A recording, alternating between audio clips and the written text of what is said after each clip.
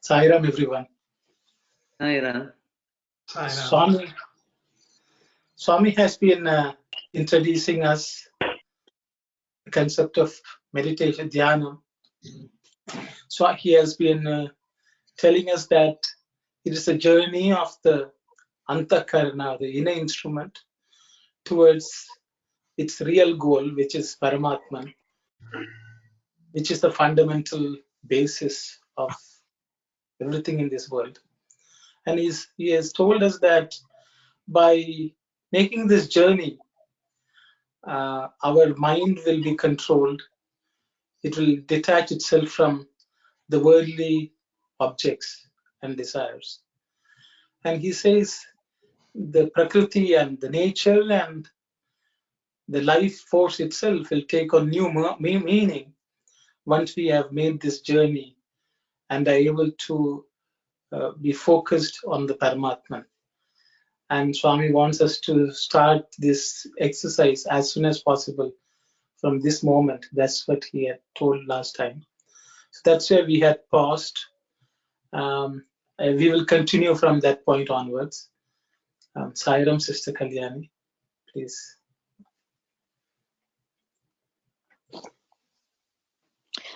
When its basic truth is known, the mind will not be deluded by the evanescent, the untrue, and the unblissful. Instead, it will welcome the blossoming of joy, happiness, and truth, and it will not be affected by sorrow or grief. Nature, Prakriti, and the life force, Prana, are indestructible, right? So everything that is the product of the mingling of these two has a new value inherent in it. One's life also assumes a new splendor when one visualizes and realizes bliss in the awareness of the Supreme Reality, Satchidananda, through a mind and intellect, manas and buddhi, that is purified and transformed by means of meditation, dhyana. The taste of the fruit is evident when one sees the whole of it is eaten with no portion left behind. So too, when the taste of meditation is once discovered, one will discard all doubt and discussion thereon and engage oneself fully in it. Therefore, begin meditation, each one of you, from today, even from this moment. Thank you very much, Sister. So I think we had discussed it briefly last time. That's where we left. So as we can see, Swami is saying that from a state of sorrow and distress, we'll be able to go to a state of joy and bliss by learning to meditate or learning to do dhyana. And that our life itself will take on new meaning through this process. I will pause here if anyone has something to comment, or based on what we discussed last time, if you had some thoughts contemplating on it or even practicing some meditation, I guess. Please share your thoughts, Saira.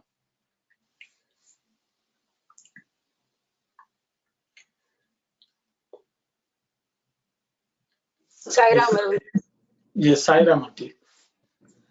Last time when we were discussing about Prakriti and Prana, Swami says they're indestructible, that is eternal they are.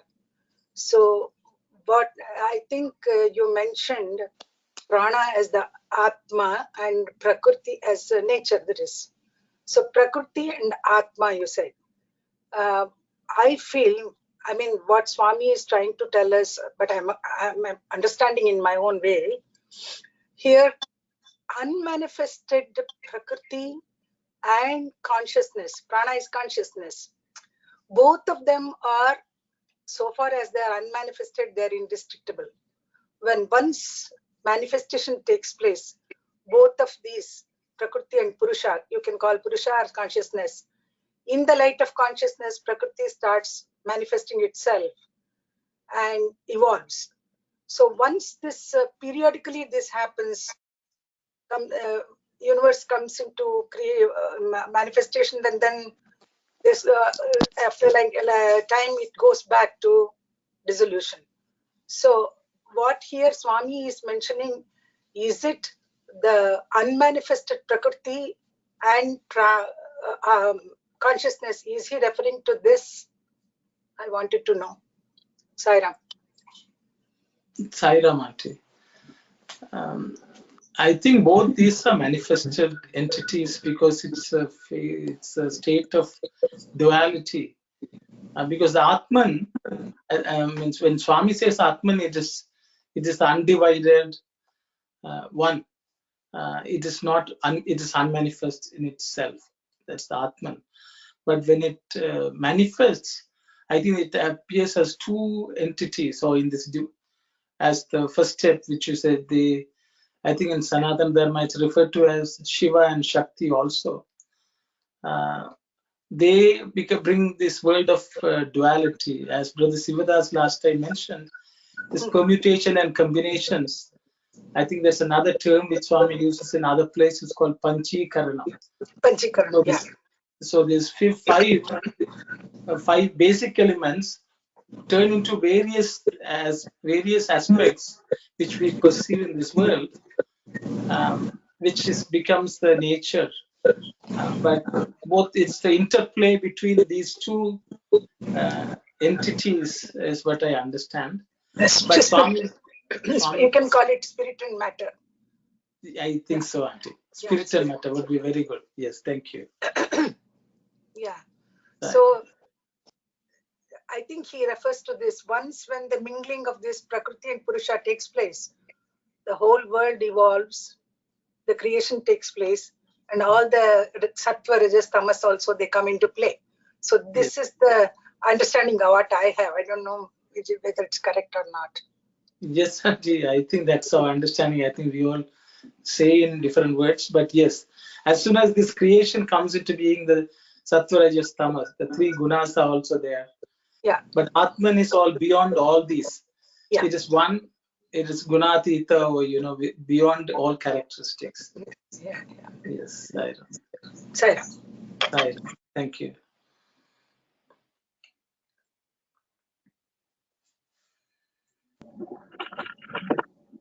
I think if there's no one has something to say, we could proceed. Sister Kalyani? Sairam, brother. Yes. There is one thing Swami is saying about that you can start at this point. What is Swami trying to tell us on this, please? Swami? The dhyana can start at this point.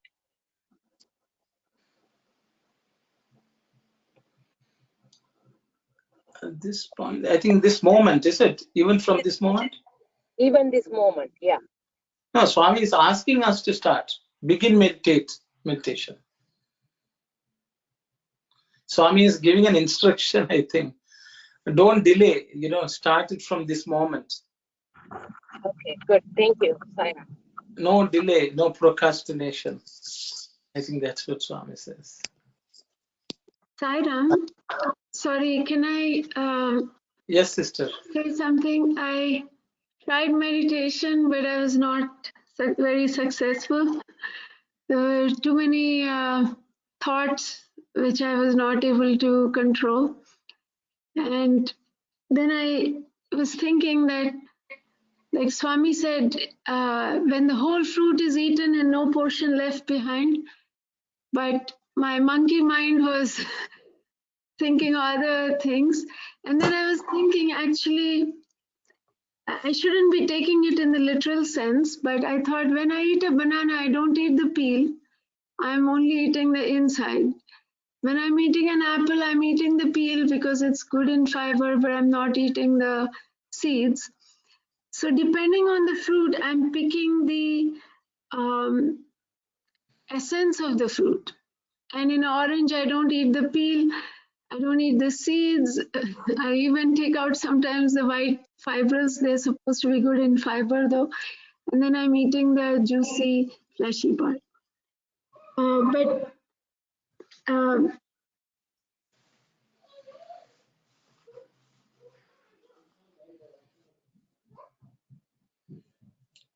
Sairam sister, we lost you, or you have done saying? oh, sorry, I was saying that I'm not trying to challenge Swami. I'm just saying that I was lost in trying to take the literal meaning. And there is more to it, the essence of it. But yeah, I was not very successful in doing sort of uninterrupted meditation. So any tips for that? Thank you. Okay, thank you very much, sister. I will open it up for anyone to comment on what sister is asking. I think sister's question is, can't we, do we, I think this is the way I understand, sister, that only when we reach a complete state of meditation will all this will happen. I think that's the question you're asking. Sairam, I think if participants who have been meditating for some time, if they can share their experience and their success stories, it would benefit others.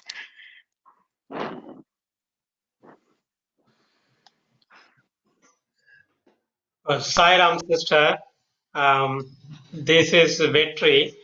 I can share my experience as I started meditation in '86, and I have been like on and off, basically continuing the meditation until now. It's not a fact that like a wavering of thoughts.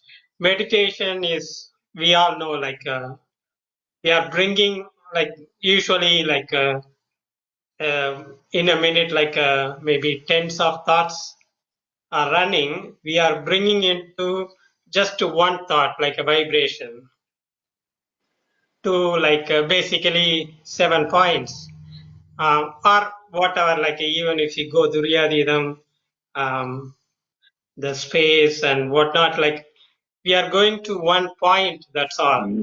So uh, so we are just bringing it to one thought, that's all. So it is always like there is a possibility of, because so far we have been like our mind is wavering, like or we are not doing meditation all over the day, like we may do half an hour, but the rest, most of the time our um, mind is on like 10 or more thoughts per minute.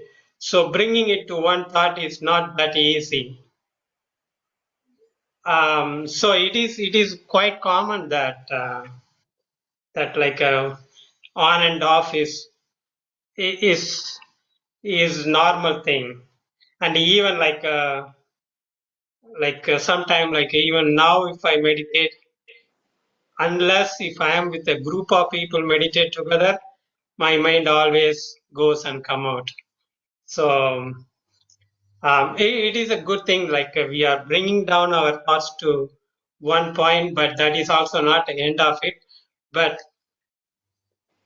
we don't need to feel bad, or like when I can go to that point, So this is my experience. Like even today, like unless if I am like in a really a kind of uh, like a longing for the God's feeling, most of the time, like the points is on and off. So that's I would like to share. Thank you, brother. There Yes. I came across some. I can add to Brother Chelvan. I think if we can begin with the form, like looking at the light meditation, flame, or even a picture of Swami, or even Namasmarana, will still our mind, wavering from branch to branch, jumping from, like monkey jumping from branch to branch. We can still our mind by starting with, for beginners, I think Namasmarana will help. Constant repetition of any of your deities, favorite deity's name. I just thought there are a few ways that we can, for the beginners, light meditation or Jyoti meditation. There are a few steps that we can follow for beginners. Thank you, Sairam. I came across some apps on the internet. There are guided meditation apps where there is a voice speaking to you. It's not from Sai group or Hinduism or any particular religion necessarily. I found it was helpful to the calming voice and the calming music in that app helps to stabilize the thoughts. But when I start thinking of any of the Hindu gods, they have so many akarshanas. They have like Shiva will have a snake and moon, and then all that other imagination around the idol starts becoming also a little bit of distraction. But is it okay to go on a guided meditation app and then I try to bring myself to imagining a picture of Swami or a light or something, and then concentrate on that? Thank you. So Sairam sister, I think the whole idea of reading the Dhyana Vahini is to learn this. All of us will be struggling with something. Swami has already mentioned in earlier on in the Vahini that there are so many new fangled ideas of meditation which are floating in this world, and because of that people sometimes don't get real benefit, and that's why he says he's writing this. So I think some of this discussion, I think maybe we should have as we progress a little further. That's what I would understand, because everyone may have attempted, as I think just the way you have attempted, and I'm sure you also have made some progress. But all of us may be having some. Sometimes we all think only when we sit on a place and meditate, that is real dhyana. And I think later on Swami will say that is not real meditation, but that's where we start sitting in one place and trying to gather our thoughts. So I think hopefully those doubts and any confusion we may have will removed, is my understanding, as we go through the text which Swami has laid out. Yes, Swami has given various mentions, various techniques for various people, and I think some of this will become clearer or easier, and I think each of us may have to pick and choose what suits us, is what I would say. So I think we can let's be patient and see what Swami is saying, is what I would say. But I think your question about, I think the question which you asked is, when Swami said, without anything being left over, when we eat something completely, only then we will taste it fully.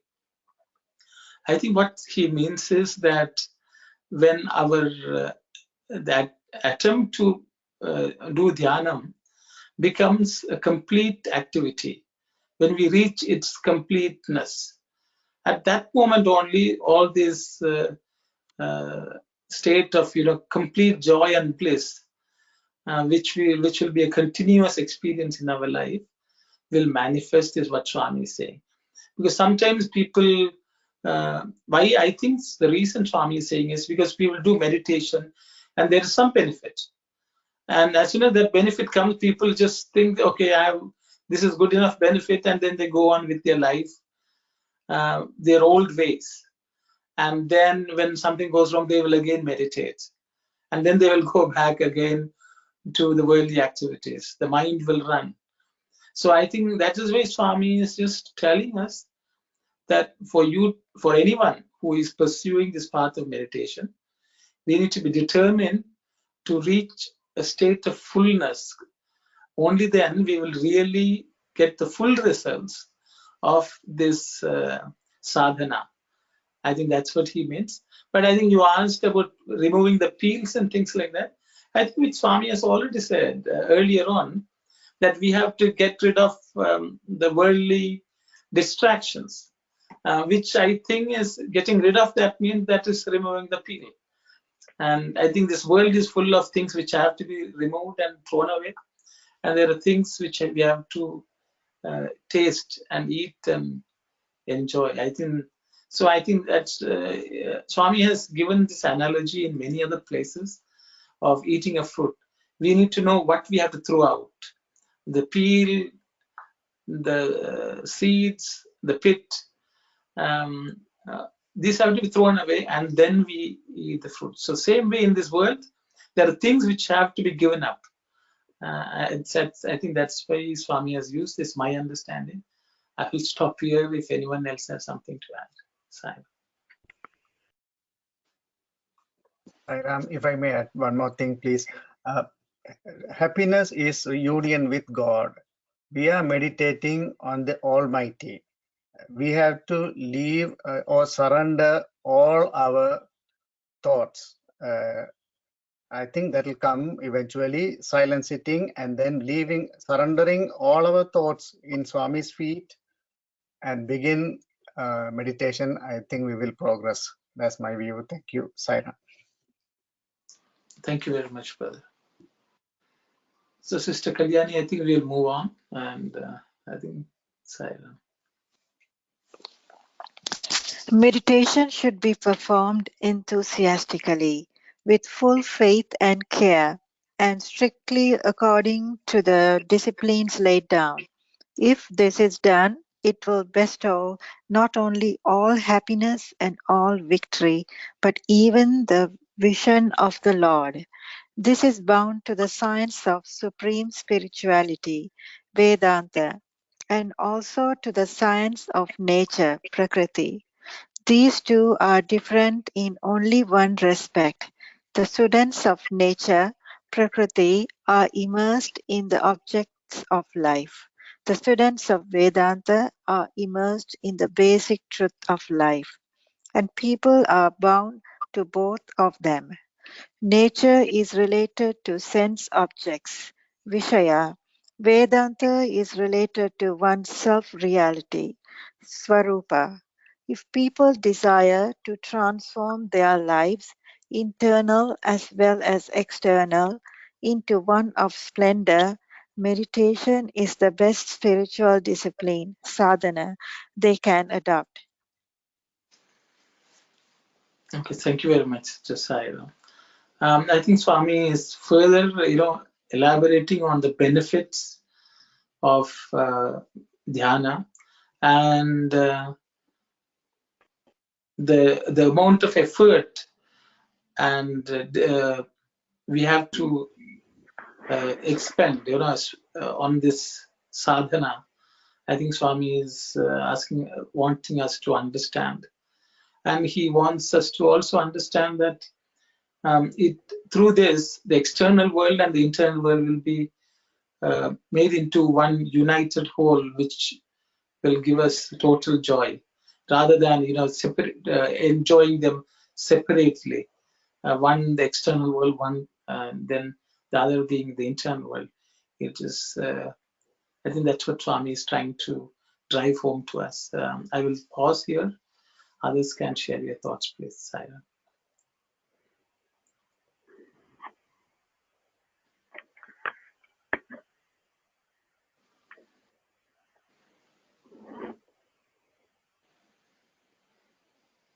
Sairam, sorry. Swami says follow it strictly according to the disciplines laid down.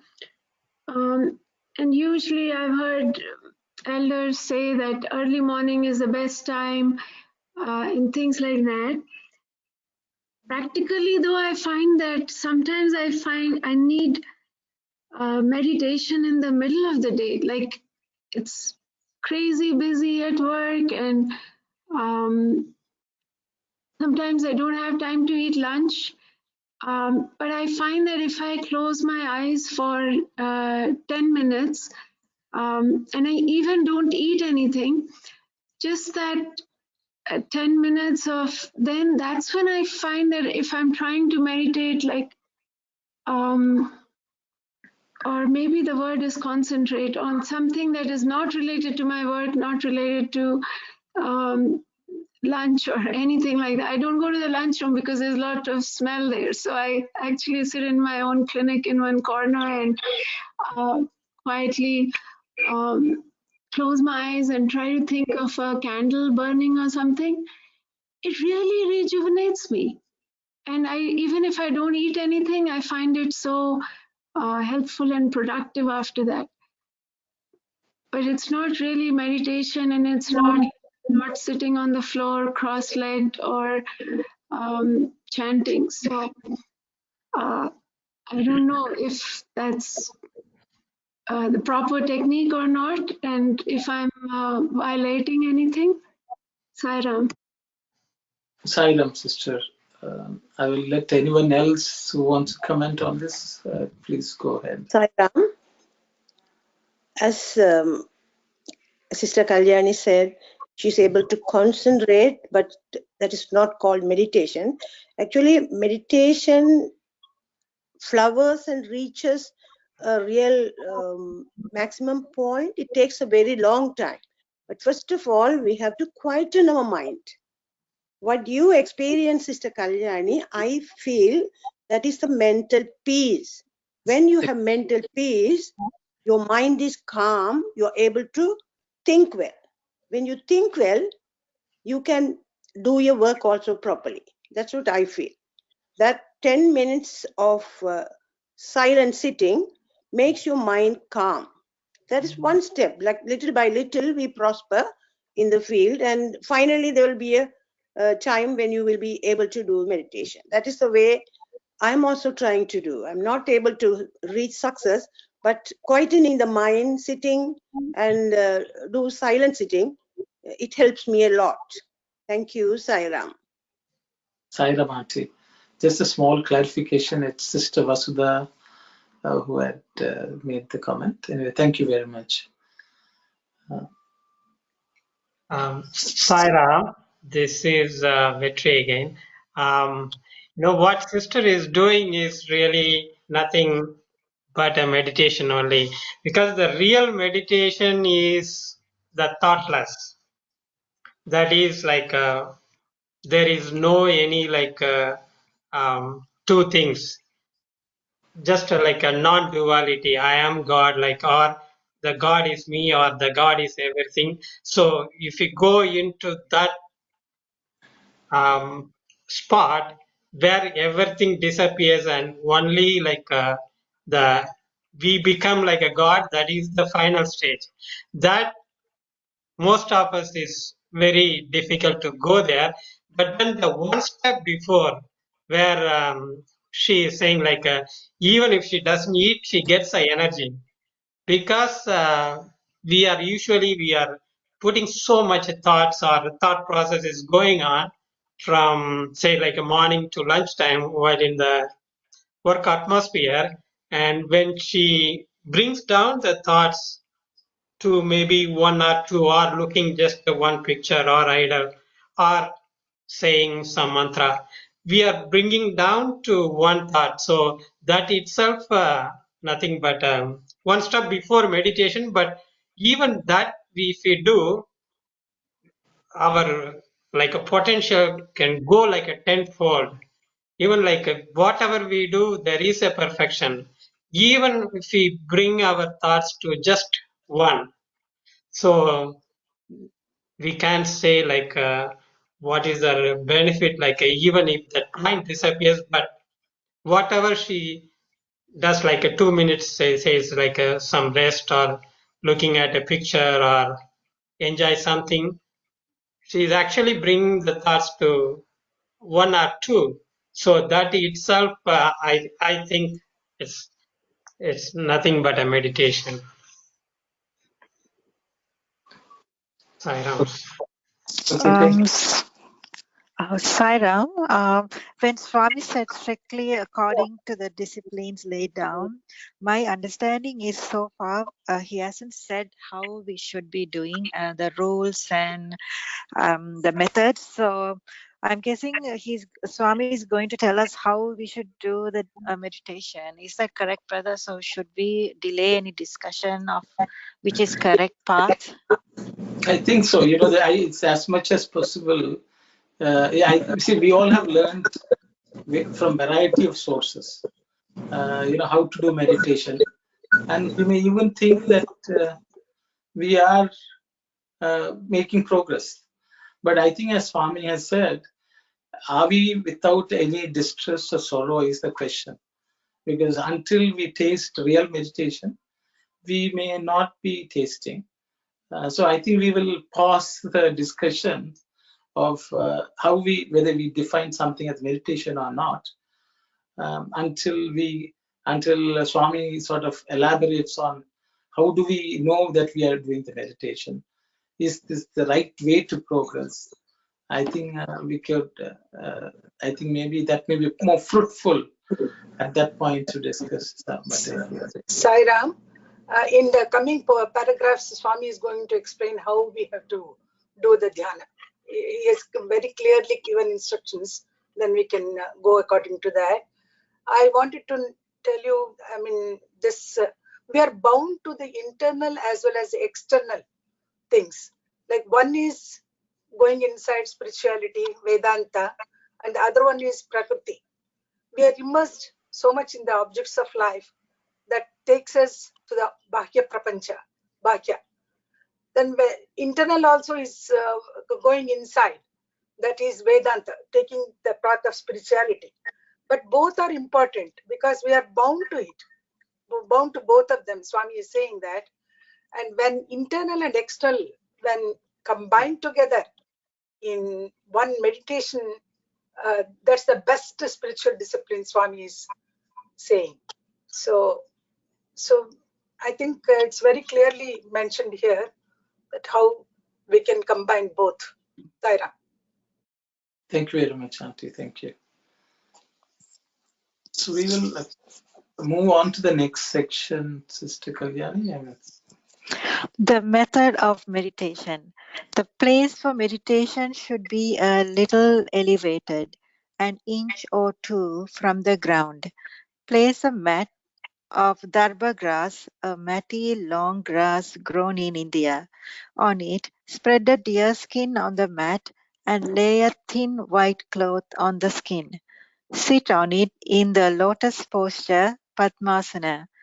The right foot must be above the left and the left foot above the right. The fingers of the hand must be in close touch with one another, and the hands should be placed in front. The eyes must be either half open or fully closed. Then, by means of mental massage, relax the neck, shoulders, hands, chest, teeth, stomach, fingers, back, thighs, knees, calves, and feet. After this, one has to meditate on one's own favorite name and form, with Om added. When this is being done, there should be no mental wanderings. One must be stable and quiet. No thought of past events, no trace of anger or hatred, and no memory of sorrow should be allowed to interfere. Even if they intrude, they should not be considered at all. To counteract them, entertain thoughts that will feed one's enthusiasm for meditation. Of course, this may appear difficult at first. Thank you very much, sister. So, Swami is explaining to us the method of meditation or the science of meditation, I guess. So Swami is starting with how we should sit, what are the things on which we should sit, and what should be our posture, and then the preliminary preparations for meditation Swami is going through, that the body should be relaxed through our mental massage is what Swami says, by focusing on different parts of the body. We should gently relax each of those parts of our body, and then we should also look at our mind and see that there are no negative thoughts and remove them, and then we are sort of preparing for that meditation, is what Swami has said. So I will pause here. They are pretty straightforward clarifications, instructions in how we enter into meditation. I think we will just discuss what has Swami said. Do we understand the steps which Swami has said? I think that would be a good way to discuss this, rather than the merit. So if anyone wants to say significance, it can be shared, but let's limit it to this paragraph where Swami has given very specific instructions in learning to meditate. Saira. Sairam, brother. There is a little bit of a concern on I'm not questioning what Swami is saying, but trying to understand here. Spread a deer skin on the mat. It's something it's kind of not aligned with Swami's regular teaching. So I'm trying to understand Swami's point on this, please. Thank you. So when you say Swami's regular teaching, I would like to understand, sister. No, the skin part I didn't understand. How come Swami is saying that? Why Swami in this particular case saying spreads deer skin? That I'm trying to understand. Thank you, Saira. Thank you. Anyone would like to comment on that? Can I say something? Because in what I read or heard from some lectures is like the deer skin or tiger skin or whatever it is. Like Swami says, say for is specifically said the deer skin. Those skins are like a non-conductivity.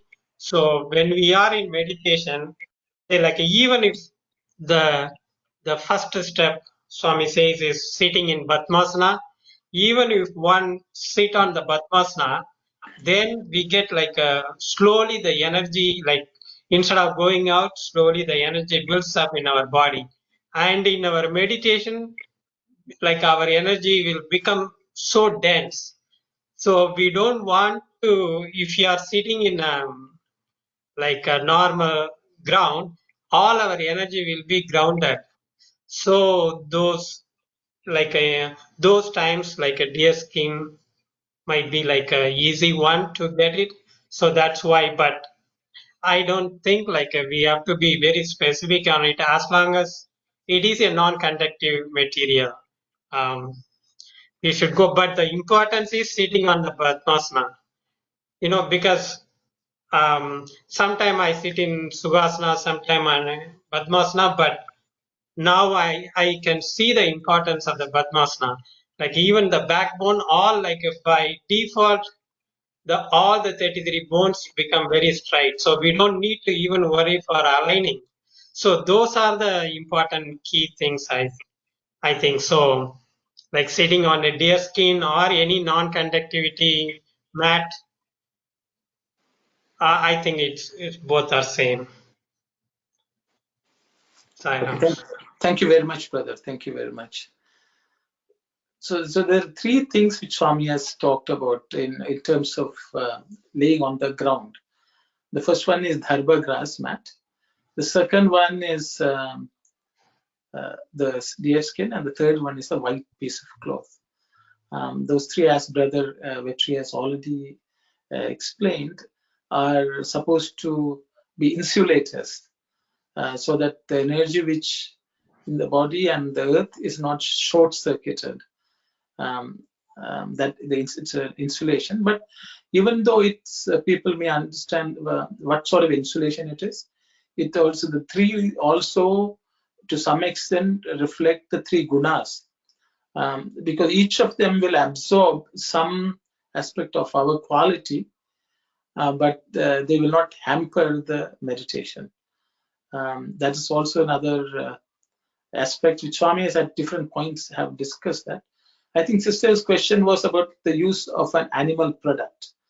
So that means people will start slaughtering deers to get deer skin. But I think in the ancient days, deers through their natural life, they die, and those skins are retrieved by rishis and used. So this is a technology which was developed by the ancients, rishis. So Swami is basically telling that, so if we go back, Swami says there are newfangled ideas of meditation. Swami is telling us what is the Sanatana Dharma tradition of meditation as a technique. And so leather, yes, is skin, deer skin is used. There are a variety of reasons why a deer skin is used. Even the dots on the deer's body, Swami has gone on to explain at different places about that. So it is, after all, God has created certain things for certain purposes. So I think that's why I understand Swami is prescribing that. But I don't think we have to go and slaughter a deer to get that. As Brother Vetri said, we can use whatever we have at home to start. At least all of us have white sheet. We may not have a dharba grass mat. Maybe we can procure one. But the more serious one is, one would try to follow these instructions to get the maximum benefit. Sai Ram. Sai Ram, thank you.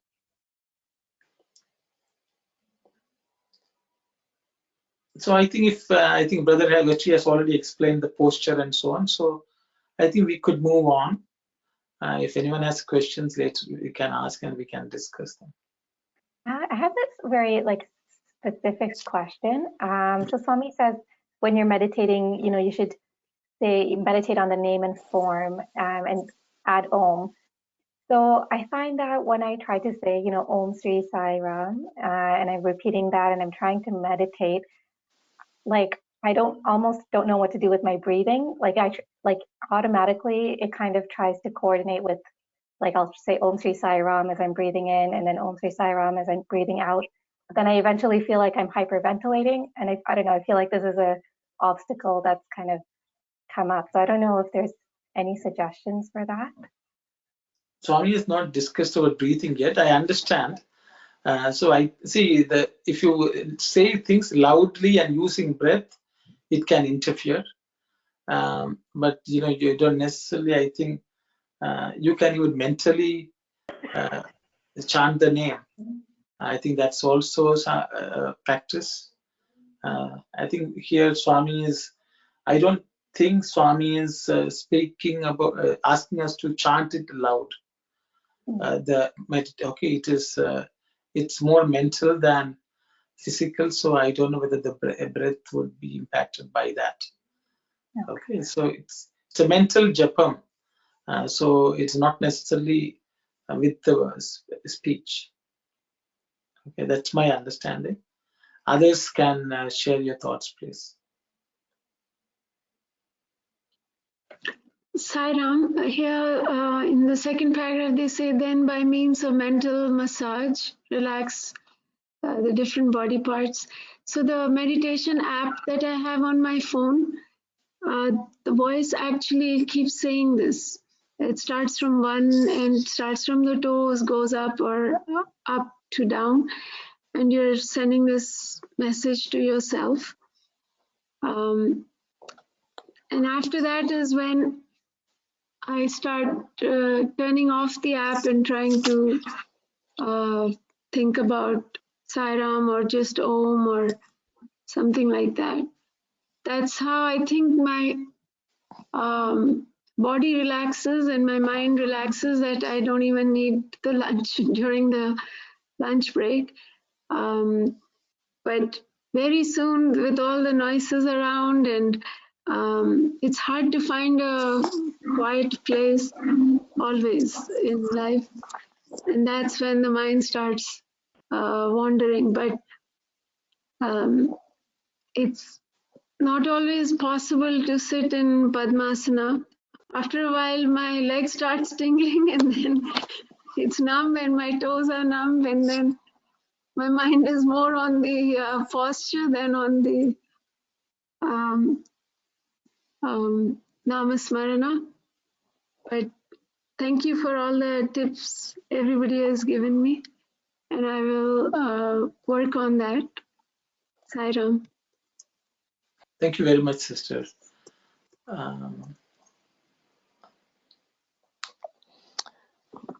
Sai Ram, brother. Yes. Sai Ram. I have heard regarding the hands and fingers, the thumb and the forefingers has to touch, but here it's not like that, right? So the palm should face up, just together, the fingers together. So see, there are various people. Swami has not specifically mentioned anything whether the palm should be facing upwards or downwards, but generally the palm will face upwards, I guess, when you rest them, because it's a bit uncomfortable for you to turn it downwards, palm facing. But as most meditation practitioners would say that the fingers should touch each other, because it's supposed to maintain a certain electromagnetic circuit around us, and that is meant to help us with our meditation. Arun, Thank you. Is it not Chinmudra what Swami is trying to tell us? Swami has not mentioned Chinmudra, Auntie. That's but because generally Chinmudra means people sometimes keep the Chinmudra on the knees, but Swami is advocating the hands together. I think many Buddha statues, I think people would have seen. Yeah. Yes. Okay. The fingertips are supposed to form a circuit of electron. Yeah, with the thumb and the forefinger coming together, and the rest of the three fingers away from it. That is what is suggested and recommended. Yes. Sai Ram. Sai Ram, Auntie, Sai Ram.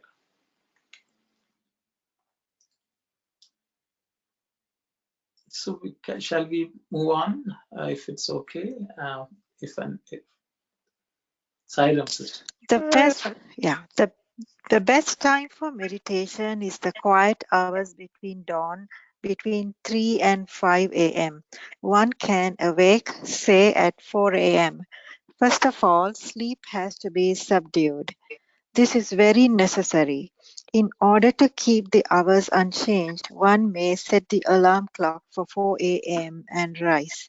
Even then, if sleep continues to bother, its effect can be overcome by means of a bath in cold water. Not that it is essential to bathe, it is needed only when sleep gives much trouble. If in this manner the path of meditation, dhyana, is rigorously followed, it is possible for one to win the grace of the Lord very quickly. Sai Ram, sister. So I think Swami has mentioned about, I think Sister Vasta was asking about hours, but Brahma Muhurta, or the last part of the night, just before sunrise, is considered the best for us to do meditation. And Swami is talking about overcoming sleep. So he says there's no need for a bath, but unless you're falling asleep, trying to meditate. So that's why Swami wants, then we can resort to having a bath. Cold water bath is what Swami says. I don't know whether anyone has any questions or comments about this.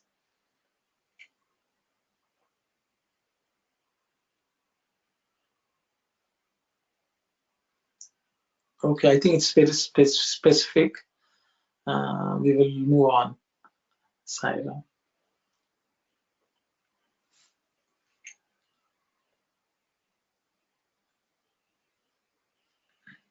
Chapter 2, Chanting God's Name and Meditation.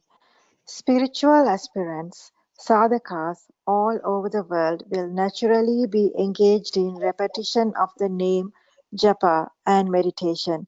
But first, one has to be clear about the purpose of repeating the name and meditation. Without this knowledge, people believe them to be related to the objective world, capable of satisfying worldly desires, and hope to demonstrate their value by means of sensory gains. This is a grave error.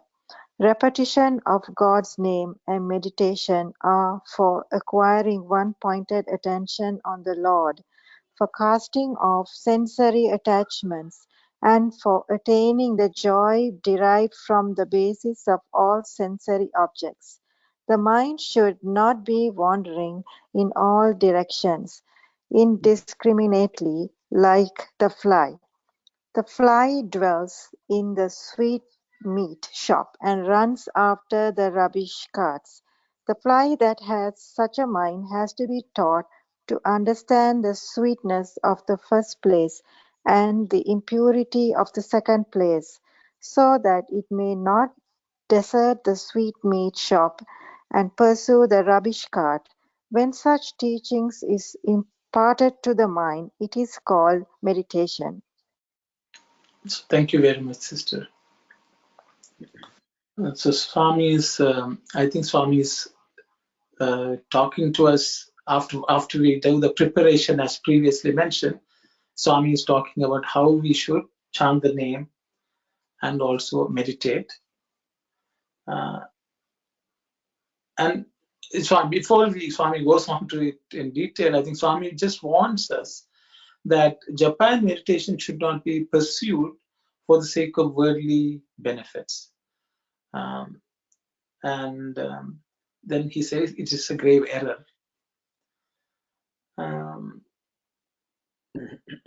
Swami is giving the analogy of a fly which sometimes goes and sits on the sweets in a sweetmeat shop, or sometimes it goes and sits on the garbage or any filth on the street.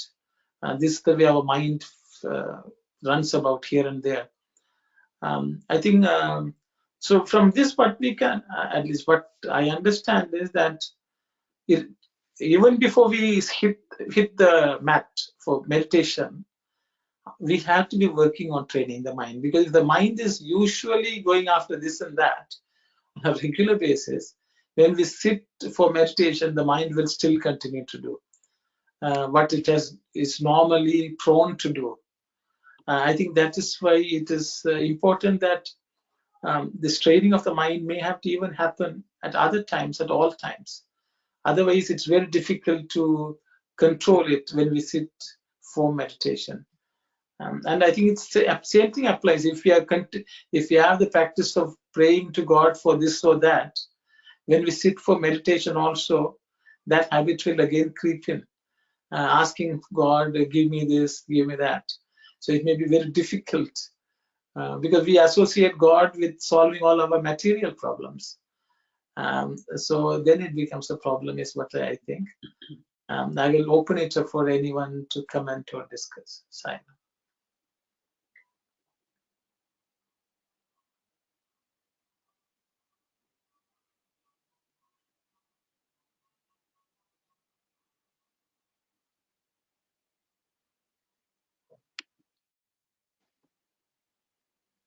Sairam, brother. So I know a lot of people meditate for worldly benefits. So they call it manifestation, to cure a disease or get some wealth or something. So even like Deepak Chopra or the New Age spirituality. So is that all wrong? That's what Swami is saying right here.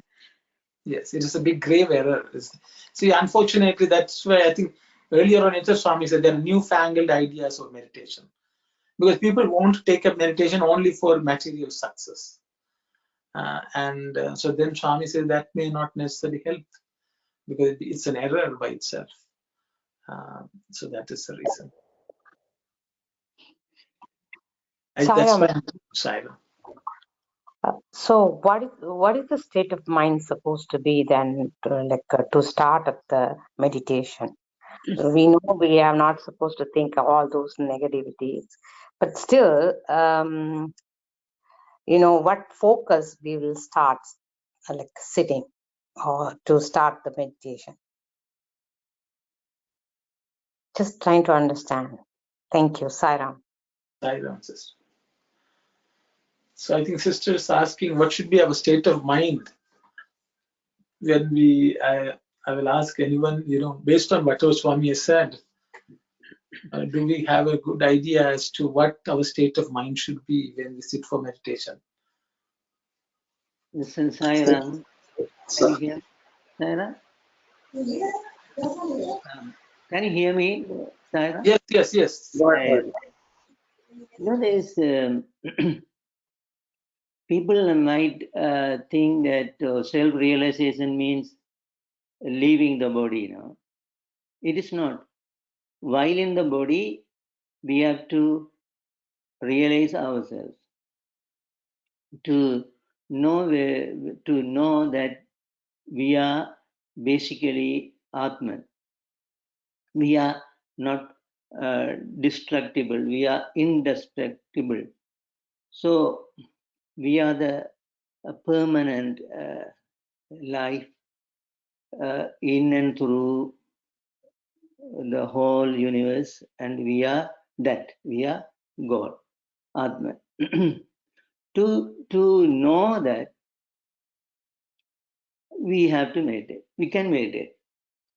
So the attitude of the mind has to be to realize who I am. If for other purposes, if we concentrate, we might get energy, we might get power, but it could be detrimental.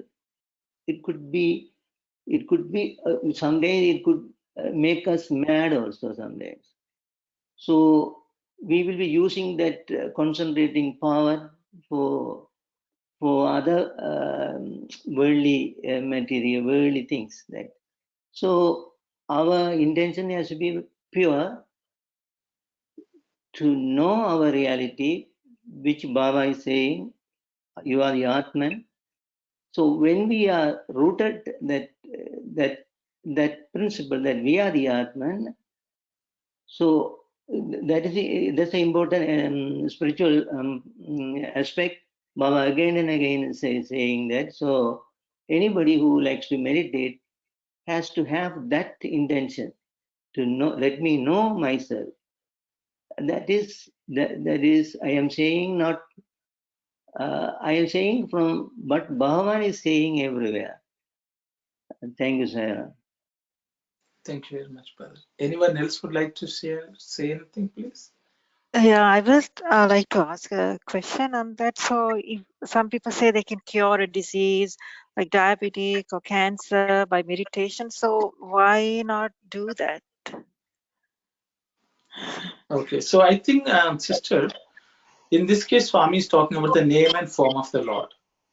Okay, so that is where he says, if we are using the name and form of the Lord for material worldly desires, even health, it can be health, it can be wealth, it can be freedom from troubles and so on, which are related to the world.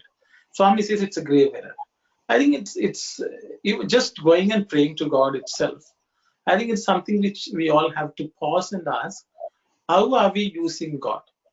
Even if we are using Swami, how are we using? For example, if we are doing some work, if you go to any place someone who is doing something important.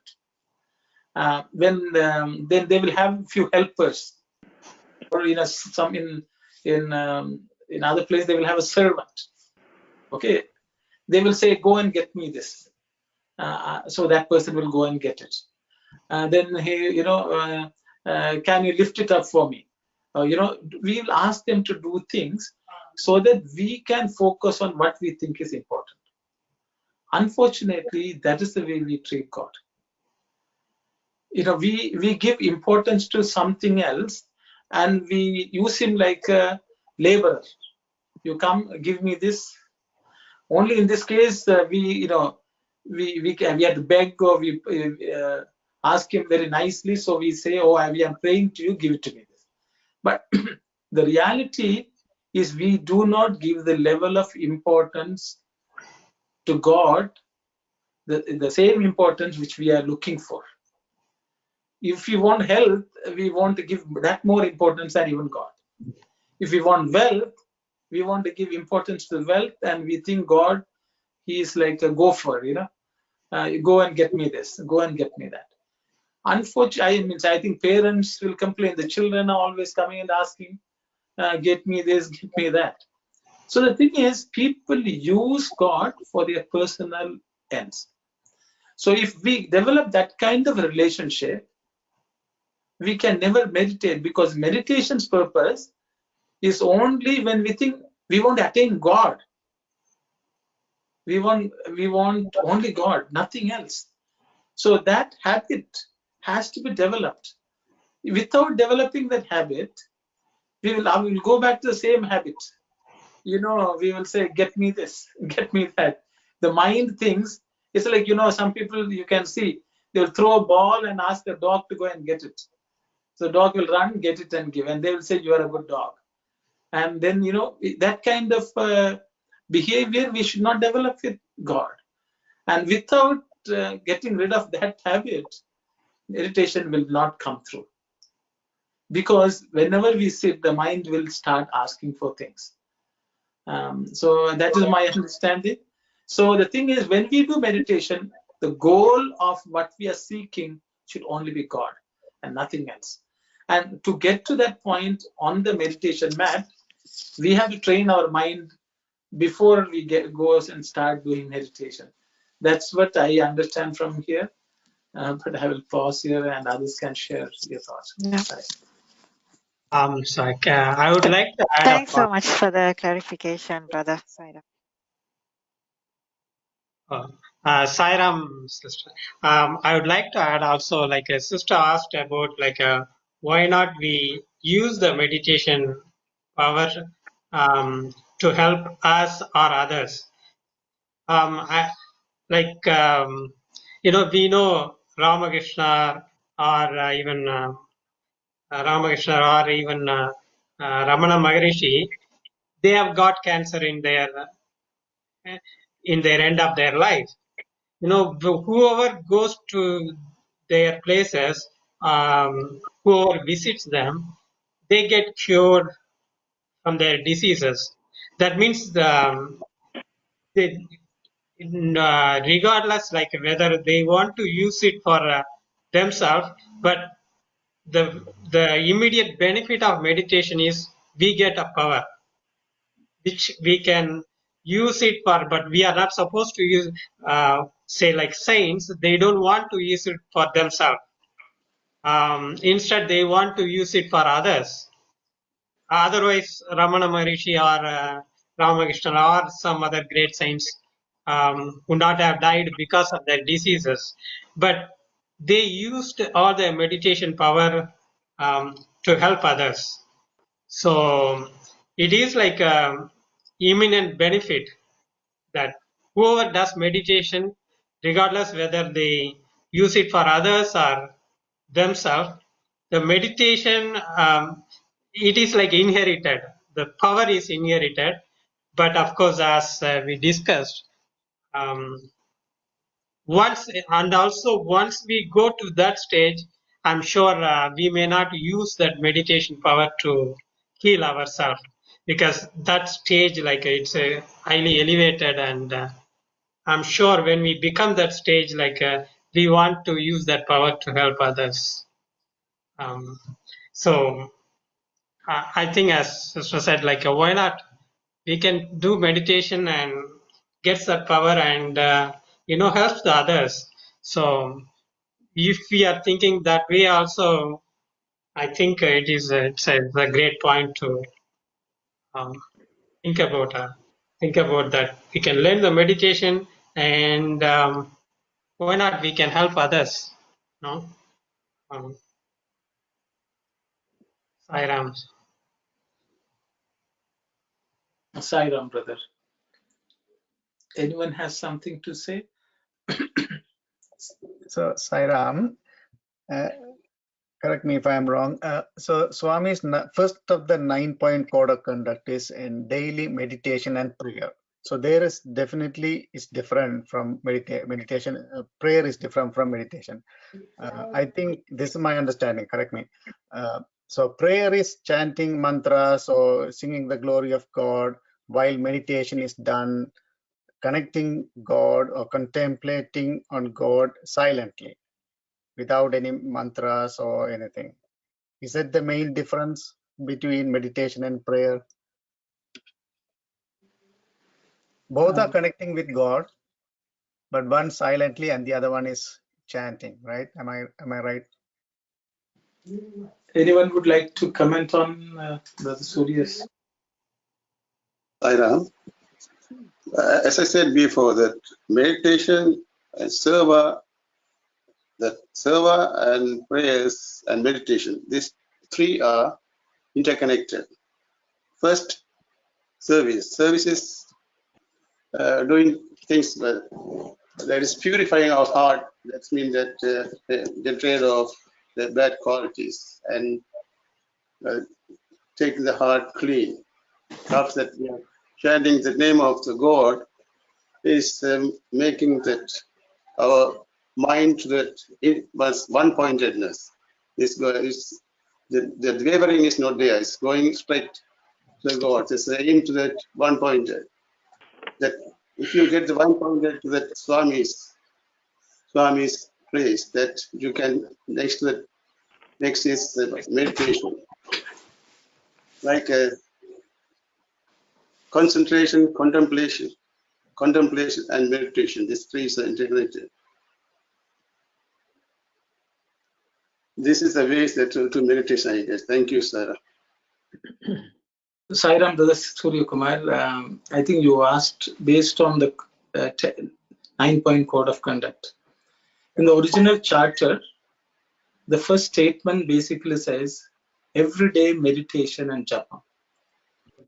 Japa and that is the original charter, but over a period of time, people have added their own interpretations to it. So, according to the charter, the first point which Swami has advised for all devotees is daily meditation and japa. So, which is what Swami is telling here also.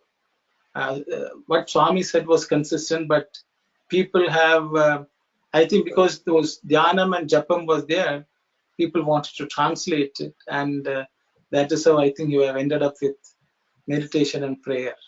But it is japa and dhyana is what Swami has prescribed in the original charter. I hope that clarifies. Yeah. Thank you, Sairam brothers. Can I just ask a question here? So Swami is saying, when such teaching is imparted to the mind, it is called meditation. So Swami, is he saying that the definition of meditation is when you teach the mind to dwell on good things, like the fly? Yeah.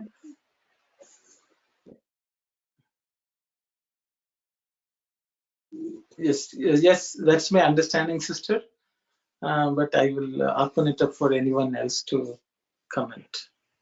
Just another part of that question, I guess. So, for example, when I do try to sit and meditate and just sit quietly, I guess my mind is like the fly, and at the end of it, it's just almost like I'm just having all sorts of thoughts. Whereas if I only have 15 or 30 minutes to spare, if I use that time to maybe read Swami's literature or something like that, that kind of focuses my mind more. And so is that a better use of time, or like, is it something that we should still pursue every day, even if we find we're not able to concentrate? Or do we have to go back and work on controlling our mind in other ways before we go back to meditation?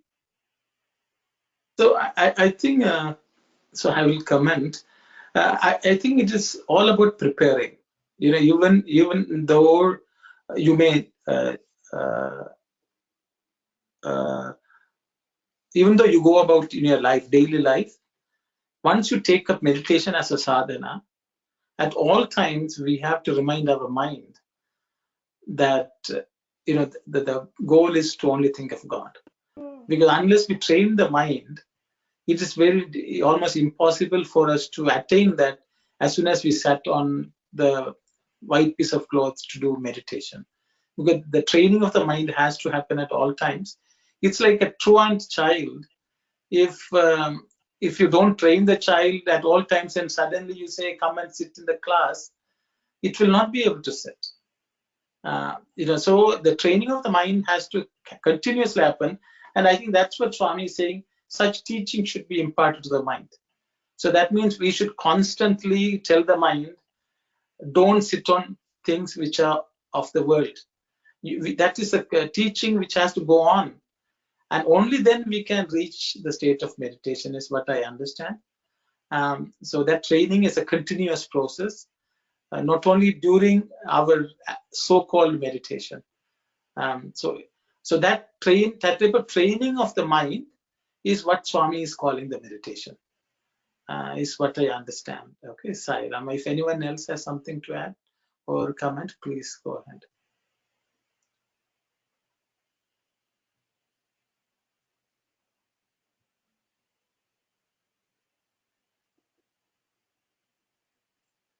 I think we will go on to I think we can, some of these chapters, if you all feel, we'll read once, we can again come back and read it once again. Because sometimes if we want to discuss, I will leave it up to the participants to suggest, but we will move on. And I think you can think about it, and even next week we can come and discuss some of the points. Saira, please go ahead. Look at the other type, the bee. It has contact only with sweetness. It approaches only flowers that possess nectar. It is not attracted to other places. It does not proceed there at all. Similarly, one has to give up all inclination towards sensory attraction, towards the rubbish cart of the untrue and the impermanent. As far as possible, one has to direct the mind to all holy things, which yield sweetness and the joy associated with the Lord. To attain these, time is needed, of course. How long that time will be depends on the activities of thought, word, and deed, as well as on the motives that impel those actions. Okay, thank you very much, sister. I think Swami is re-emphasizing or clarifying whatever we discussed. So the rate at which we progress will depend on our continuous effort in trying to keep the mind away from worldly attractions. And Swami has given the analogy of a bee, which only goes after the nectar and it's not distracted by anything. Swami uses the analogy of bee quite a bit in his discourses. So here again, he's used it. So I will again pause, and anyone would like to comment or share your thoughts, please go ahead. Also, Baba is saying to attain this, time is needed. Of course. How long that time will be depends on the activities of thought, word, and deed, as well as on the motives that impel those actions. So the purification of thought, word, and deed, thought, word, and deed is a preliminary to this meditation. No? Actually, that Sister Kalyani asked that one.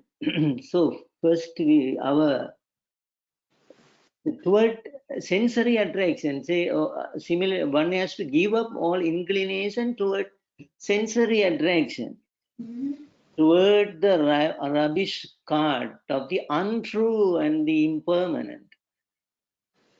So that is the basic Baba is trying to say. The even ultimate Baba is saying elsewhere, the result of meditation is realizing that you are the Atman.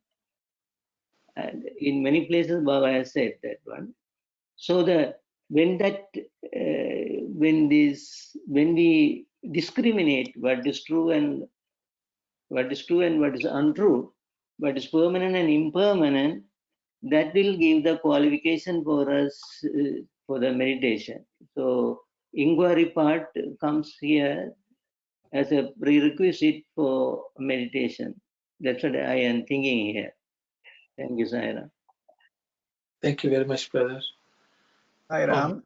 We saw Andakarana, inner instruments in the other study circle, but this one is Tirikarana Sutti. Am I right? Purity in our thought, word, and deed. Yes, brother. Yes. Thank you. Oh, Sairam, that is the part that we need to work on it or remove. But also the next line it says, as far as possible, one has to direct the mind to all holy things, which yield sweetness and the joy associated with the Lord. Yeah. I think that this is what the core of like. Say for example one sister asked before where to start the meditation, I think it's all um, inbuilt in this line, one has to direct the mind to all holy things. We all think our thoughts are saved only on our mind, but what the saints are saying is, until we think of a thought, it belongs to us. But once the thought is arise, that means it is belong to the universe. Say my mind and mind is say for example collection of thoughts. Then I am not the owner of the mind, or say now we are 20 people are here. Each mind is not belongs to them, it belongs to, there is just only one mind. So as long as we go to the holy things, all the mind will help us. That is why they always say, like Gandhi also put do not see the bad things, do not hear, do not the three choice. So as long as if we do the good things or the holy things, say for example I'm thinking okay, I want to learn something from this study circle today. Then at that point, all of you, whoever has the knowledge, then I will get it myself. At the same time, if I say no, I want to do maybe I'm thinking something bad about something, beauty, or I want to enjoy the coffee or something.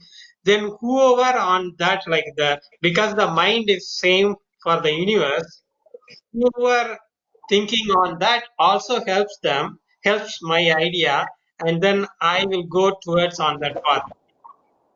On the contrary, if I am thinking for the holy things, then whoever thinking of that holy thing or the same thing, those people also helping me.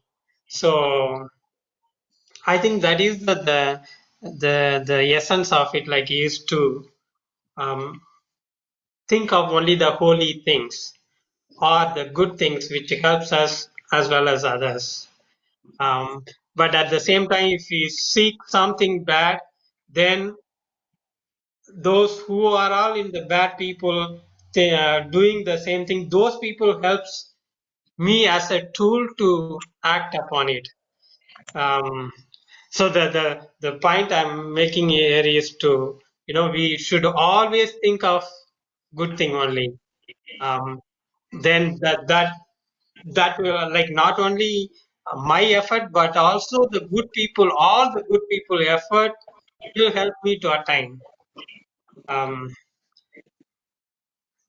I know I'm bringing the point, but what I would like to say is the thought is like it is the one. It's not belong to me or you or anyone else. The thought is like just one bundle of the entire universe. Thought is only one. It is like it's everywhere, for example. And then if I am thinking the good thoughts, then whoever the good people thinking of that helps me too. So at the same time, if I'm thinking some bad thought, then the same thing will happen. Whoever maybe worked on before they couldn't do that, maybe I might do the bad thing. Sairam. Sairam, brother. Anyone else? I think it's around 4:50. Sairam, brother. Sairam, just I wanted to make a small announcement here. Sairam, brothers and sisters, there is a presentation by Brother Aruno today, and it's starting at 5 o'clock, and this is going to be streamed by Region 3 in US. If you need, we have circulated all the information via email to all those centers. If anyone needs that information, you can text me. My phone number here is 416-886-6530. Thank you. Sairam. Sairam, sister. So as Brother Vetri said, the good company, satsanga, that's why Swami says always seek out whatever is holy, and that will keep us in the path of progress in this meditation, is what Swami has said. So with those thoughts, we will, it's a great blessing of Swami that we all come together to read his words. That itself is some motivation, which he has, right motivation he has given us, so we can read, understand, and make a serious study of this sadhana. And hopefully Swami will guide us with a little bit of effort from us. He will take charge and make us progress. With those thoughts, we will pause here for today with Samasta Loka and Shanti. Thanks to everyone for your wonderful discussion. Saira.